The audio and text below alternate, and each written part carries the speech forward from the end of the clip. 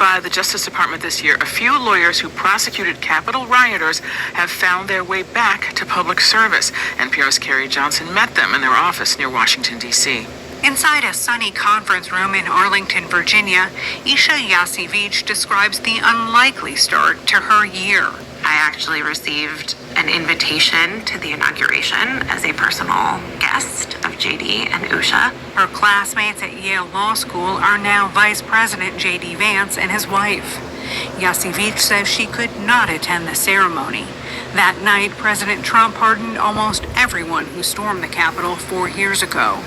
Then, within days, she and other probationary workers at DOJ who prosecuted those defendants were fired. It feels surreal to see my peers be in the leadership of this country and to experience, us as civil servants being cast aside. It was a terrible time to look for a legal job.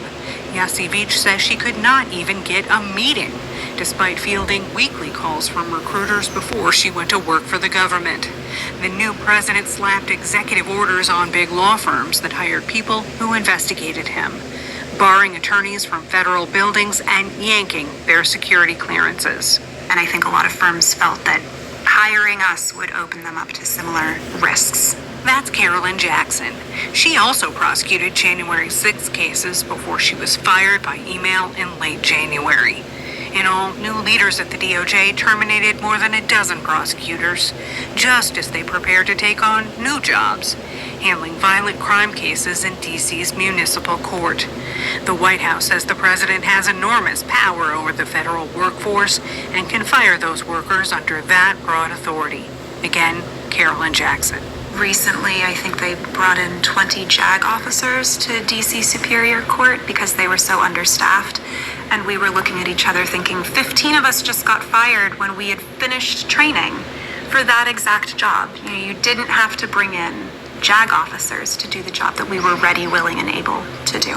JAG officers, military lawyers.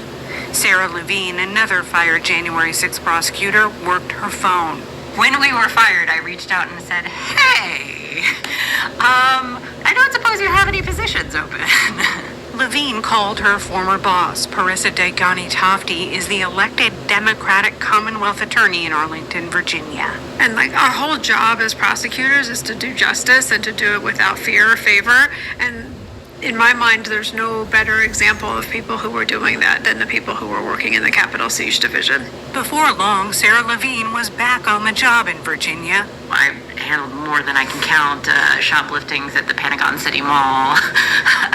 But I've also had to deal with some victims that had some very traumatic things happen to them as well. In time, Carolyn Jackson joined the office in Virginia, too. Then Isha Yasevich. Finally came Jennifer Blackwell. Blackwell served in the U.S. Justice Department for 20 years. She managed many young attorneys. Watching them leave was one of the hardest days in her career. And not being able to protect them from what was ultimately coming or to assist them in their efforts in looking for work was really traumatizing. These 4 women now meet for lunch most days, bonded by the trauma of leaving a job they loved. Carolyn Jackson says she can't control what's happening inside the Justice Department now, but she says, we can do good here. We can get through some dark times and some scary times if everybody focuses on doing the good that they can. Carrie Johnson, NPR News.